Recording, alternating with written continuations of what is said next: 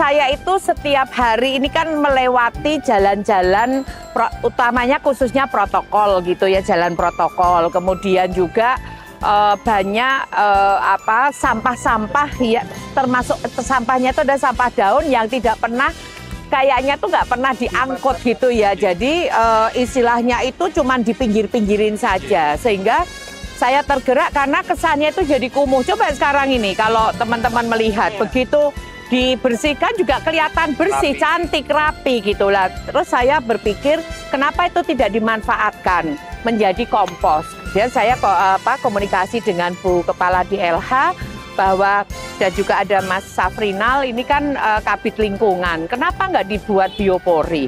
Karena kita lihat seperti kayak di BPI, di perumahan BPI itu kan sudah Kampung Proklim ya, sudah lama dan menjadi juara nasional di sana. Orang banyak yang melakukan urban farming, kemudian juga dia wilayahnya ngalian tapi alhamdulillah tidak pernah terjadi masalah apa-apa gitu. Sehingga saya berinisiasi untuk melakukan penanaman ya biopori gitu ya, pelaksanaan untuk biopori yang dilakukan di wilayah jalan protokol tapi termasuk juga kampung-kampung, dan hari ini dilaksanakan pemasangan biopori sebanyak 5.000 biopori. Nah, saya minta ini utamanya di jalan-jalan protokol. Seperti kita tahu kalau setiap hujan itu kan selalu tergenang. Iya, Bu.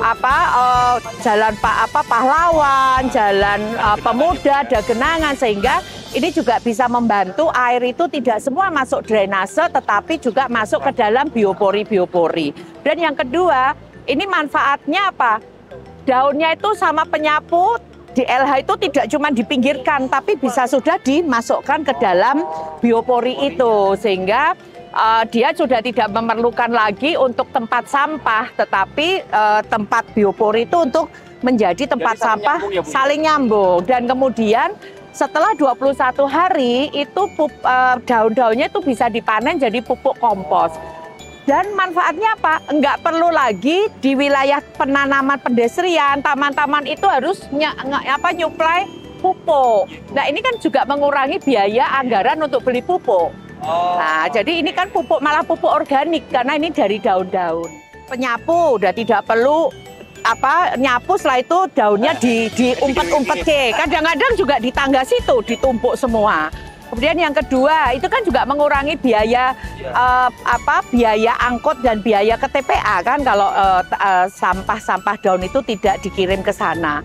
Dan yang kedua juga mencegah terjadinya genangan-genangan karena air hujan itu bisa masuk ke biopori, bisa meresap sehingga mengurangi genangan-genangan dan mencegah terjadinya banjir. Kemudian yang ketiga, daunnya bisa dijadikan pupuk. Nah, pupuk itu pun juga langsung bisa dimanfaatkan di taman ini.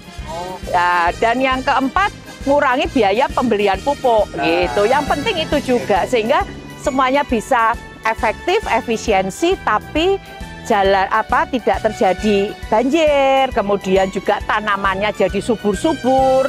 Kemudian juga mencegah juga terjadinya longsor gitu ya. Karena kalau ini dimanfaatkan untuk tanah-tanah yang potensi longsor, karena apa? Longsor itu kan air itu kan tidak ada jalannya. Sehingga kalau sudah ada biopori-biopori itu air bisa ada jalannya. Kita bisa bisa memanfaatkan untuk pengendalian banjir. Kemudian kita bisa ngitung lagi, syukur-syukur nanti ada tambahan untuk biopori di wilayah-wilayah yang berpotensi longsor.